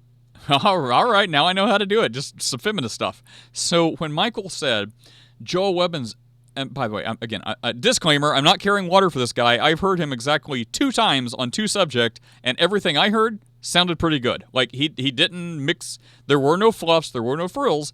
I understand how it could rub people the wrong way, but it was completely biblical. That being said, he's got a church, he's got a podcast, I think he's got books. He said a whole lot of stuff that I will never hear. So, if good Christian people who I know and trust say he's bad news, I will believe him until proven otherwise. But the 2 podcasts on marriage and something else I heard, was completely biblical. Anyway, so Michael's like, he says that his table is his and his woman is his property. And then he sent me a clip, and he says, he also goes on to say, like, the biblical thing, like, after that, he says, in the context of the Bible, like, you should love them, you should treat them well, you should respect them, you shouldn't do all this bad stuff. Like basically, like, the property thing, though, I actually don't remember if he said that verbatim. Let's just say he did. Worst case scenario. So if he's like, yes, my woman is my property, she sits at my table, and this is my house, it's like, well, first of all, is that true? Like, did you work? Did you have a house? Is it yours? Did you buy the table? Did you make the table? Is it yours? Are her and your children sitting in your house at your table? I mean, facts don't care about feelings, so let's start there. But then, for all these people with their double standard, I see you, I'll get you in a second. I can't even see your name, I'll have to tab back over. But all these people that want to be like, oh, we can have thruples and felines and, it's love is love and two consenting adults can do anything they want. Well, presumably, Mrs. Webon is a consenting adult. I don't know her, haven't ever heard anything by her, but you haven't heard any controversies. Is it because she's chained up in a dungeon? That would be bad. But assuming that's not the case, she's free to go, like, to Walmart or drive her kids to school, I imagine. Someone investigate. But if that's true, and she's like, no, this is a biblical understanding, and, the husband owns this, and we are here, and da-da-da, and we have this biblical understanding. If she's a consenting adult, godless atheist who says love is love, and you've got, like, thruples and, like, polyamory going on everywhere, and it's like, oh, love is love doesn't have an age. If that's your position, which all too many are, then back up if someone's like, yes, my woman and my children are property. I mean, if everyone's good with that, who are you to say what love is? That would be my retort against that, Chris. What are your thoughts? Come on up, Adam. Look, yeah, Adam, come on up. The solution for a lot of the societal ills that we've had with, wife, eating and, all these other things and, abandonment of women and children and all this stuff. The solution for that is biblical patriarchy. The very first society to start protecting women was the Old Testament in the Torah. It was giving provisions to protect women against abusive husbands and to protect women against, rape and all these horrible things. The reason that we had the feminist nonsense that we had is because people refused to practice biblical patriarchy. They were inserting a different standard in for biblical patriarchy, which was a terrible, dumb idea.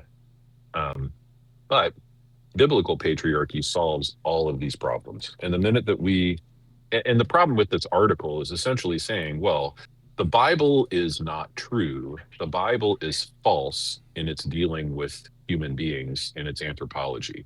And the Bible is false in terms of how people should deal with each other, both men and women. And so the premise of this article on a Christian website is that the Bible is false. And that's a bad starting place. I think anybody would agree that's a Christian. Well, I wonder if he clarifies. There's no comments. I wonder, because it's on a Christian site, so I like to be gracious, but I'm not reading all of this.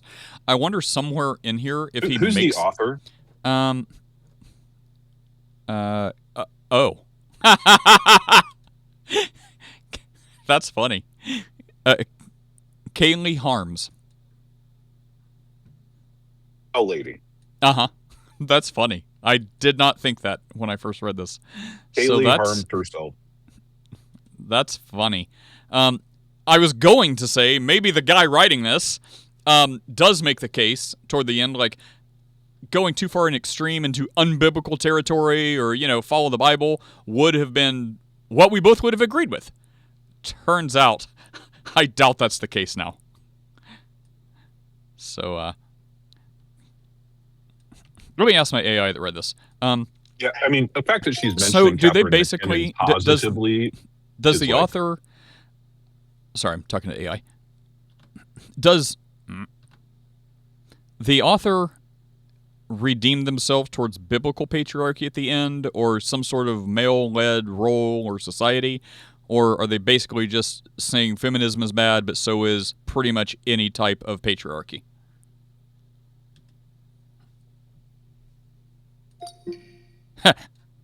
That's funny. It thinks it's a he, too.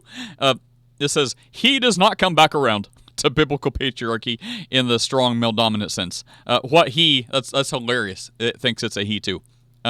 Feminism has real problems, and so does the overaction that hurts. Turns into harsh patriarchy. On male leadership specifically, strongly, they do not reassert a patriarchal society. They argue that men should broadly... they do not say men should broadly dominate culture or society. They're more cautious towards something like men and women are different but equal in value. Everyone's equal, Chris. So even if they allow for some form of male leadership, it's softened, qualified, limited. Let's see. Leadership, especially in marriage and church, should not become controlling, dismissive of women, or authoritarian. What's that mean? What do you mean by those terms? What? Yeah. So the main thing is they're critiquing the mindset. Feminism is bad. So we need to swing back to the strict male rule. They're critiquing that. So the best case scenario, it seems like they just want equality for all. What do you think, Adam? How's your day going? While Chris chokes on his breakfast. Oh, it's going great. I was coming up because when you were talking about the one who we won't mention right now, earlier, our Canadian friend, I was gonna say don't misrepresent him as a joke, but then when you started talking about what the feminist said, I was gonna come up and say, Nate, don't give away her secrets.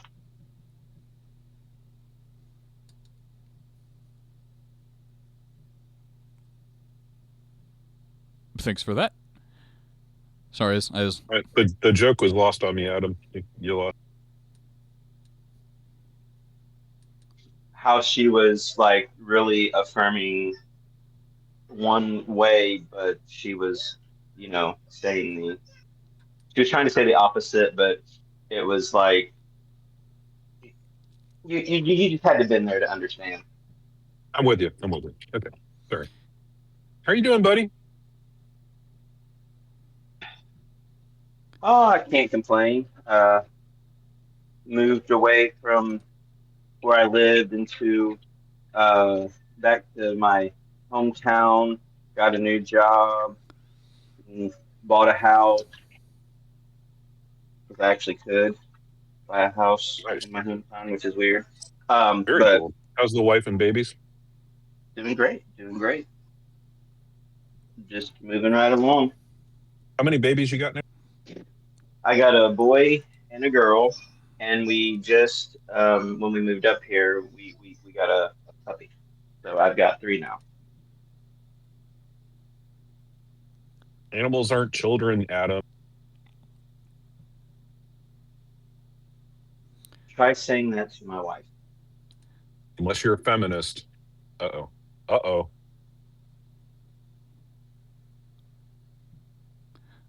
I'm trying to find out more about this chick, and nothing's working. Like, Facebook doesn't want to work. I don't use X. Like, that's where everything is.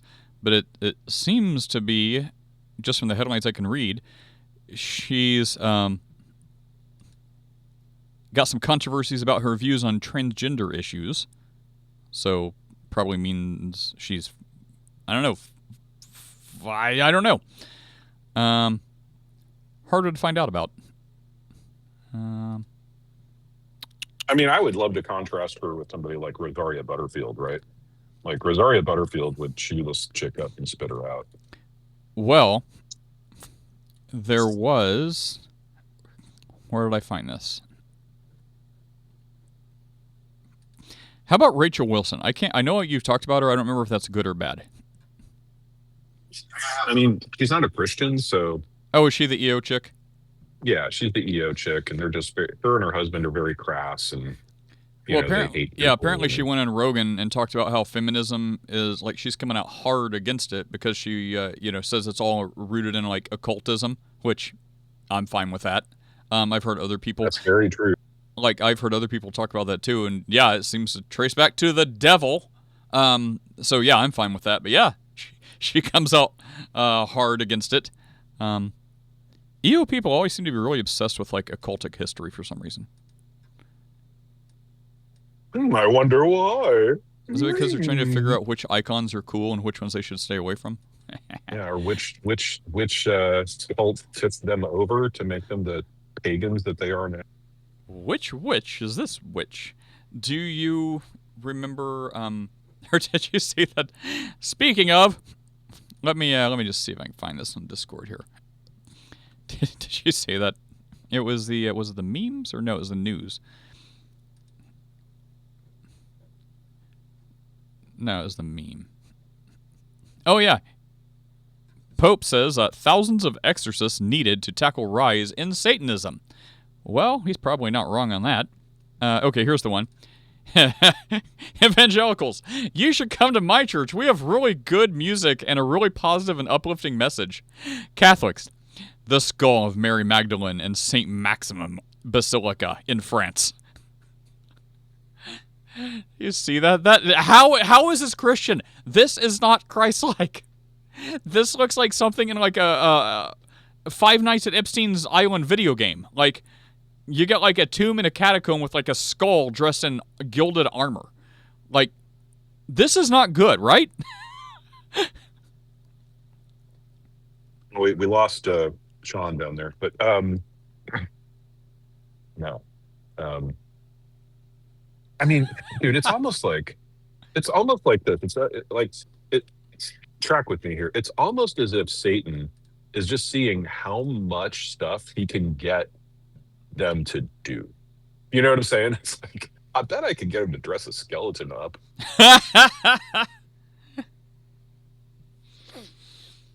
It's almost like there's like demons making bets. I don't know if they have money, but you know. How long? I bet you. How long have these messed up relics been a thing? Like, did it start with like a nice humble cross, and it's like, hey guys, here's a cool wooden cross. Let's call this a relic. And just set it in a place of honor in our church. And like a year later, they're like doing skeletons. Like, at what point did they start relics, and at what point did they go wildly crazy? So, relics started very early in the Christian church. The relics started in the 2nd century. Was it like a good thing, like a nice little easy going? No, it was like they would take people's dead body parts and be like, yeah, this is the power of the saints. So like Relic 1 was like a decomposed arm or a preserved arm or whatever they say. Finger, I think, yeah. Wow. Yeah, I mean, it started real early. Because again, these ancient societies, man, people were very syncretistic. And so it's not that, the apostles or the, people that were, disciples of the apostles were like, yeah, hack off dead people's body parts and venerate them. Like that wasn't a thing, but like the rank and file people started doing it really early, especially as martyrdom was going. They would be like, oh, I'm just going to grab I'm going to grab this guy who was martyred, his decomposing finger, and put it in a box. And yeah, they totally did that, like real early. Was it Polycarp? 155? Well, Polycarp didn't believe in relic veneration. It doesn't matter what he believes. I'm saying, they turn him into a relic? Did they? Yeah, well, I think they did grab like his finger. I think that was the deal. I don't remember. But go ask Calvin Bot. He'll tell you real quick. Just ask him, when were the earliest Christian relics started, and who started them, and what were the relics themselves, or something? Yeah, well, here's what I got. So, So the earliest documented veneration of a relic is tied to Polycarp in 155. So it's like, guys, definitely don't dig me up or do anything weird with me. Dies, digs him up, does something weird with him. So Polycarp in 155 AD could be about the first historical record. And then we've got, let's see, and this is between 100 to 300s AD, and I can't. This is on a different window. Oh my lord. Good. Dude, like, I want to give grace and not overstep and call something demonic if it's, like, actually a very holy thing. Just, when it's clearly seems obvious, but, I'm having a hard time not saying that. How can I do this? I'm going to screenshot. Let me screenshot. I can do this. So here we go. Stay tuned for some screenshots. Here they come. Just check out in chat. This is some... Oh, here's a hand of St. Stevie. St. Stephen. Here's his hand. This is... Sean, what are your thoughts on this while I load up some pictures here? Here is the head and skull of St. Catherine of Well, I have Siena. never venerated any relic. To me, the bones of the dead, when they're buried, that's where they're supposed to stay until Christ come back. Well, we know they ain't gonna have no marks on them. They're gonna be perfect when we all get our glorified bodies. But the thing about it is, to me, it's just not holy. So, see, this is where I have a real hard time. Oh, here, let me click on these for the audience. Here, audience, check out the severed head of St. Clement with horns. What the heck? Chris, do you see that? It says, here's the skull of St. Clement, 1st century martyr, traditionally dated 1st century, died 99 AD. One of the earliest possible physical relics still venerated, display in relics in Europe. Why does it have horns? You see that, right? He has like horns. Horns are always an ancient symbol of power. It's not like we assign horns to devils these days, but that wasn't their original symbolic meaning. Okay, Chris, hear me out. Do you see that picture with the powerful horns? Totally not demonic. You see that totally non-demonic. Oh, yeah. Powerful horns. They can say, no, horns are a symbol of power, all you want. My evidence against that is look at that picture. They can be like, well, guys, don't you want to follow the oldest church in the world? That's not true, but let's just assume it is. Older does not mean better. You basically took the train cart and jumped it off the wrecks in the 1st century. Within less than 100 years, you're doing demon stuff with dead people. Like, no, older is not better in your sense. Like, no, your appeal to ancientness is not going to work here. I'm sorry. So are you surprised that the relic veneration started so early? Yes. Like Sean, that. what is your take? Because Sean knows a lot about history. I'm actually kind of interested. Like, Sean, what is your take on how early the relic stuff started?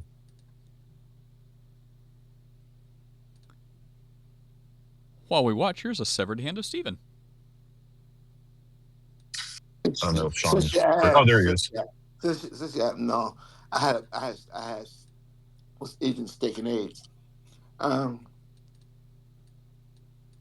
the best thing I can say for relics, listen, they go back. No doubt they go back.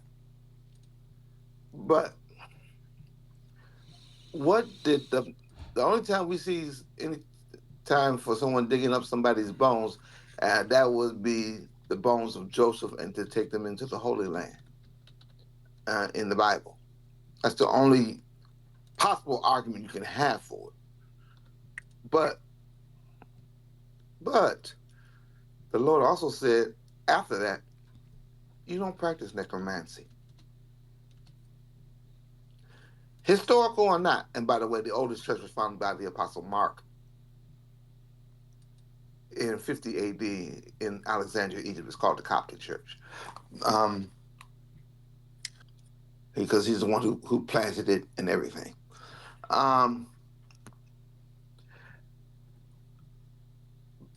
I would say to this relic, I said my piece earlier. When it comes to the relics, yes, back in ancient times, yes, horns. You blow the trumpet in Zion, the horn was a horn of a ram. You blew the ram's horn or the shofar, you knew it was either a time of peace or time for war. But we don't venerate bones. They're gone. They're gone. We give honor to the people who were here. I honor every ancient saint there was. The early church fathers, the apologists, the theologians. I honor them. I honor them. The early first and second and third century saints. My God, even all the way up to the fourth century. The Athanasius. But I don't venerate no bones. I'm so sorry. It just something about that calls to necromancy.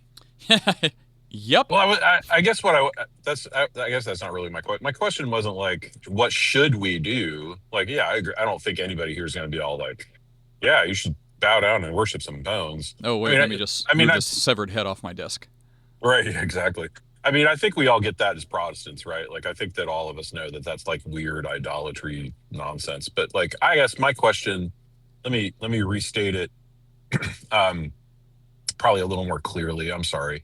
So like, I guess my question was, well, what is your thought about like how this got started, and with the early Christians, like, have you read anything about like why the relics started turning up? Because I have, but it was a long time ago. I just don't remember. The earliest things I remember was those people in Rome. That's the first thing I remember. Those people in Rome. I'm going back. Now this is about 20 years ago now, Chris. I know. Well, that's why I'm asking you, because I just don't remember. But when I think about it, and I remember the class, it was those people in Rome that was venerating the bones. Like some say they found the bones of John the Baptist and things of that nature. And so it kind of mixes with Gnosticism, and that's why I really take pause with these relics. But I understand you venerate your elders. So I'm going to have to run. I got time for one more thing, but Christ is King, what do you want to say about this real quick? And then I've got one more thing. I assume you wanted to speak. No, go ahead. No, I'd like to hear you. We haven't heard from you all day. Oh, it's just an outgrowth of bringing in the pagans into Eastern religions is pretty much what it was. Okay. So I'm going to have to run. This is a 7-minute video. I'm not interested in any of that. It says, do you know who Greg Koukl is, Chris, by any chance?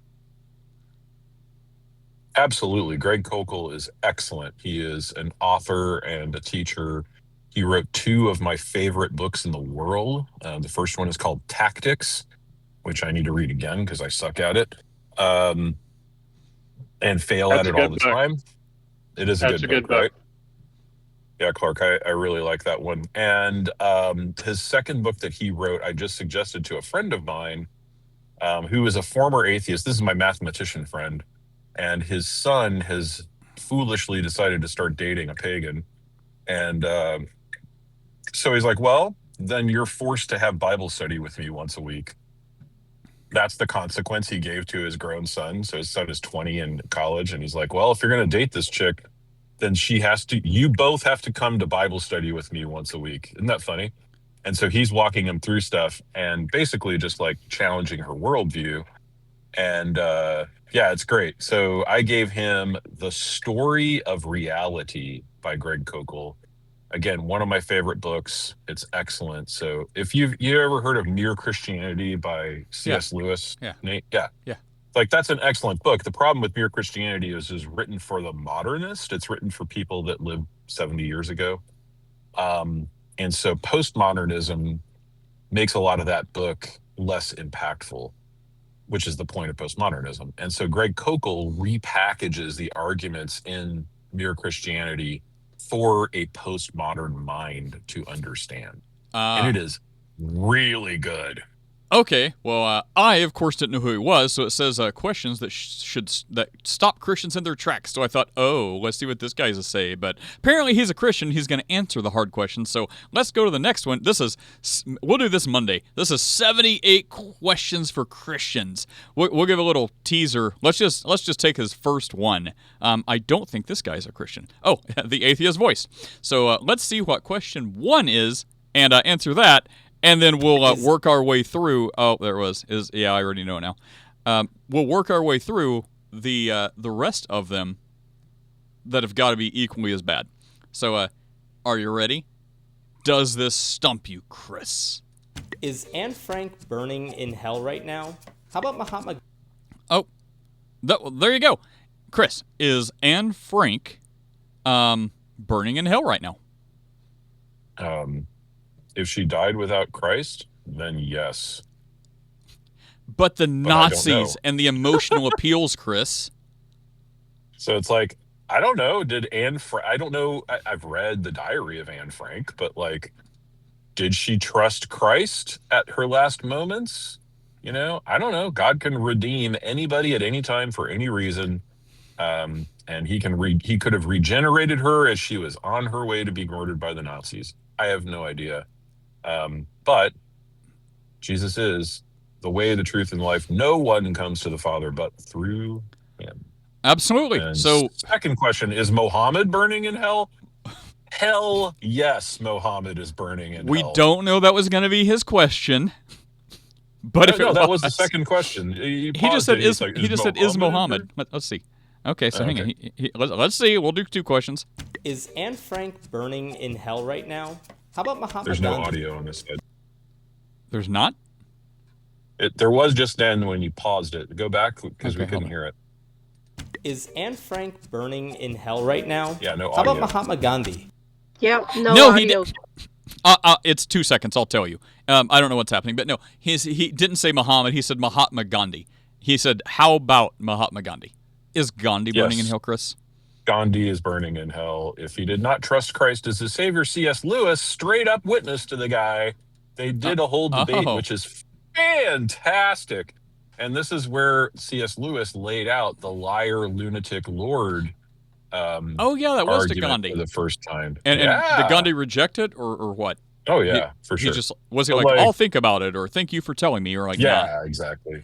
Yeah, I don't remember the exact verbiage, but yeah, it was basically like, yeah, sure, thanks. So we're already on number 2. If this guy's just going to go like 78 people, like, are they in hell? Are they in hell? Are they in hell? Like, the same answer for Anne Frank is the same answer for everyone. Like, we don't know Anne Frank's heart. I don't know. She was a Jew, right? Do they believe in Jesus at all? Yes. Well, like, I have no idea. What we do know is the same answer for her is the same answer for everyone, including me, Chris, the dude asking questions. If you are alive, born again by Christ, by his sacrifice, his death, burial, resurrection, shed blood for your sins, the Jesus in the Bible, then you are saved. You are in heaven. You are never burning in hell. If that's not you, about babies. If that's not you, then you're burning in hell.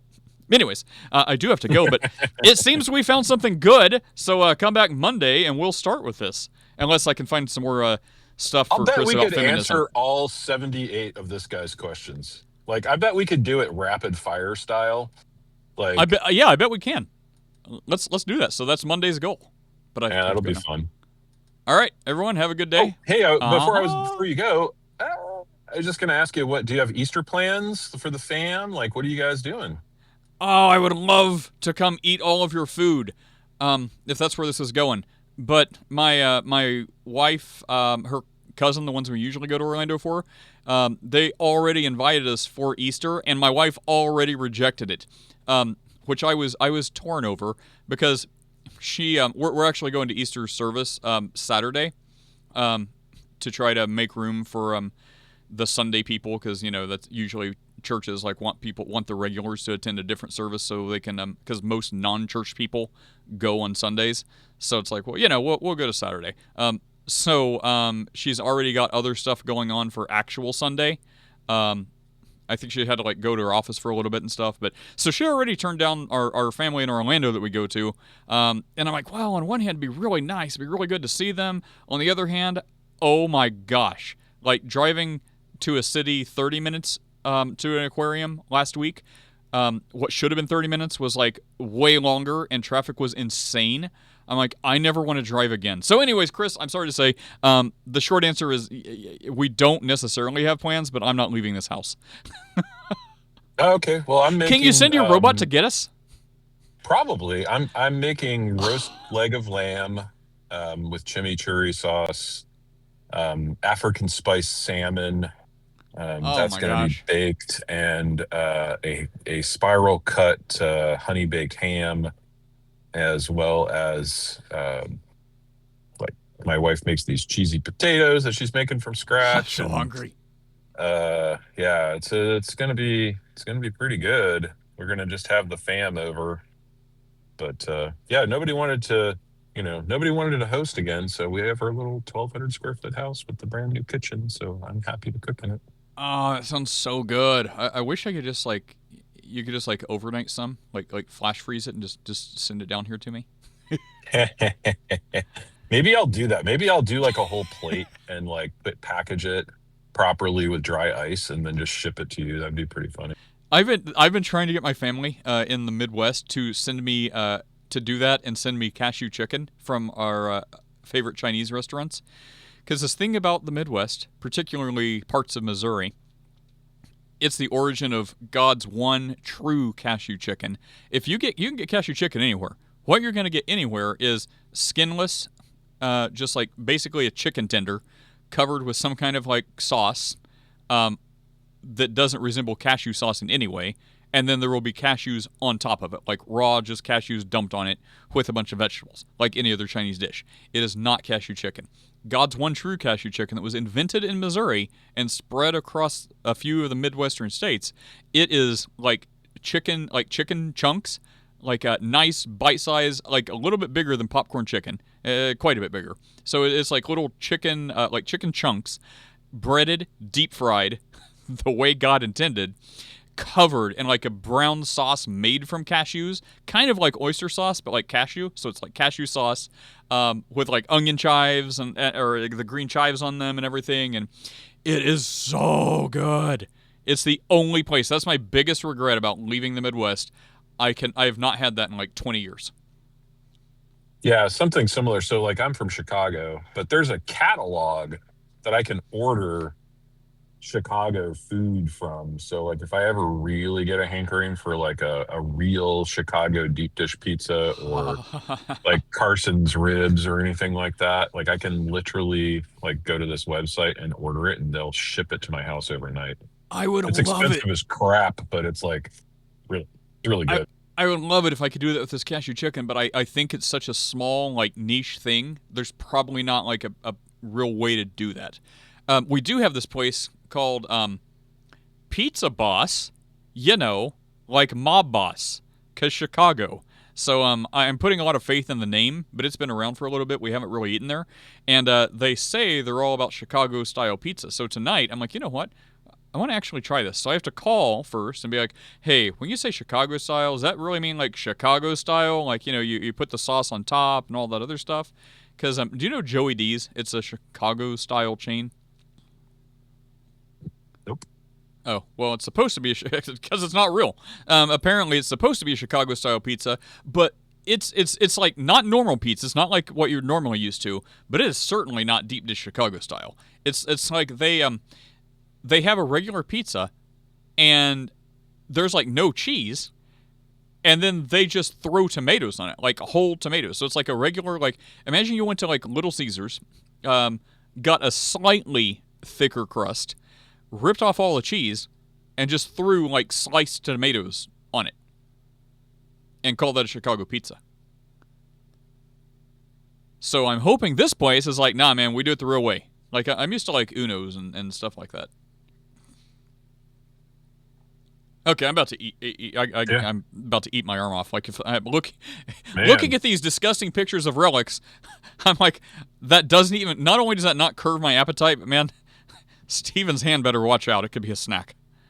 Yeah. Just kidding. Also, All respect. It also bears mentioning that most of these relics are fakes. So like, probably, yeah.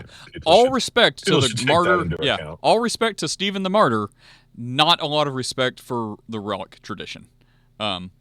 So,